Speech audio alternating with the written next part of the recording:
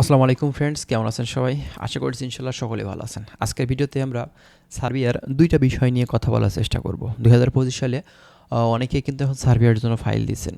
এই সার্বিয়াতে ঢুকতে গেলে বর্তমান সময়ে আপনাদের কেমন সময় লাগতে পারে এবং খরচ কেমন লাগবে? আজকে আমরা এই ২টা বিষয় নিয়ে কথা বলবো।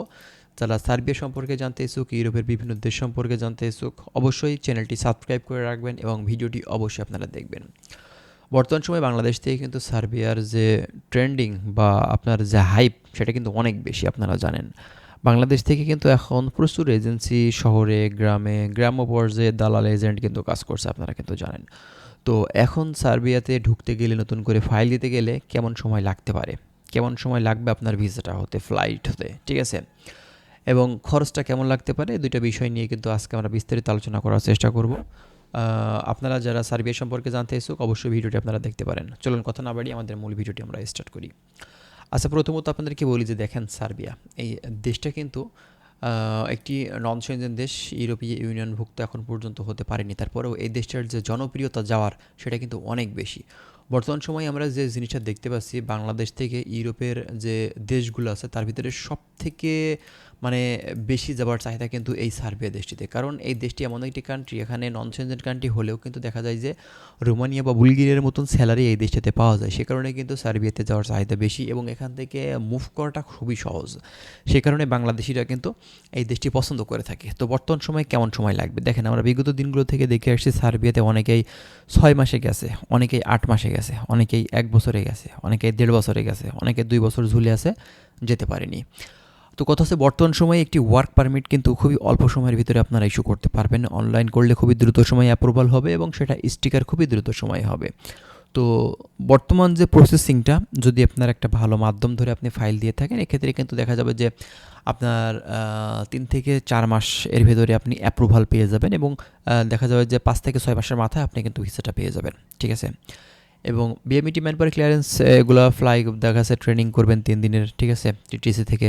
তো এগুলো কমপ্লিট করতে দেখা যাবে আপনি প্রায় গড়ে 7 থেকে 8 মাসের ভিতরে সার্বিয়াতে আপনি ফ্লাই করতে পারবেন। তবে এখানে অবশ্যই আপনার মাধ্যমটা একদম জেনুইন হতে হবে। আপনার মাধ্যম সঠিকভাবে কাজ না করলে কোনো কাজই কিন্তু ভাই হবে না। কারণ আমরা বিগত দিনগুলো থেকেই দেখে আসছি যে ভাই মাধ্যমের উপরে কিন্তু অনেক কিছু নির্ভর করে থাকে।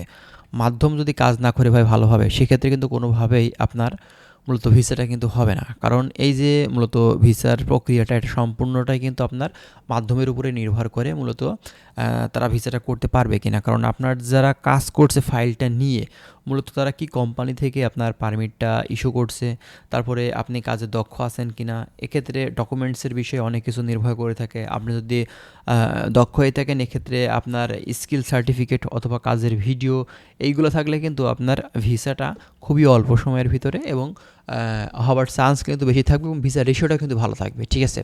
তো বর্তমানে ভিসা রেশিও এখন ভালো আছে, এমনিতেই ভিসা রেশিও বর্তমান সময়ে ভালো, ভিসা স্টিকার ভালো হচ্ছে। তবে একটা সমস্যা বর্তমানে আমরা যেটা দেখতে পাচ্ছি, অতিরিক্ত মাত্রায় ফেক ভিসা কিন্তু দিয়ে প্রতারিত করছে আমাদের ক্লায়েন্টদের, বাংলাদেশি ভাইদের, ঠিক আছে। তো এটা কিন্তু খুবই খারাপ দিক। এটা করছে মূলত অ্যাম্বাসি না, বাংলাদেশের যেসব এজেন্সি আছে, ফ্রড এজেন্সি, তারা কিন্তু এই বিষয়গুলো করছে। তো অবশ্যই আপনারা সাবধান থাকবেন সার্বিয়া যাওয়ার ক্ষেত্রে। শুধুমাত্র সার্বিয়া না, অন্যান্য কান্ট্রির ক্ষেত্রেও কিন্তু এই ব্যাপারটা প্রযোজ্য, আমরা যতটুকু দেখছি। তো আপনারা যাদের মাধ্যম দিয়ে যাচ্ছেন অবশ্যই একটা ভালো মাধ্যম ধরে যাওয়ার চেষ্টা করবেন, এতটুকুই বলার আছে, ঠিক আছে।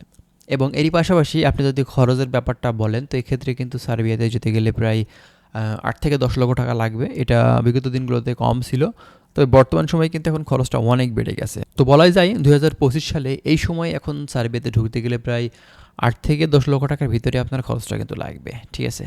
তো যাই হোক, ভালো একটা মাধ্যম ধরে যাওয়ার চেষ্টা করবেন, এতটুকু আপনাদের কাছে বলার আছে আর কি, ঠিক আছে। তো ভালো থাকবেন। আজকের ভিডিওটি আমরা এখানে শেষ করছি। যারা সার্ভে সম্পর্কে আরও বিস্তারিত তথ্য জানতে ইচ্ছুক অবশ্যই চ্যানেলটি সাবস্ক্রাইব করে আমাদের সাথেই থাকবেন। ভালো থাকবেন, আল্লাহ হাফেজ।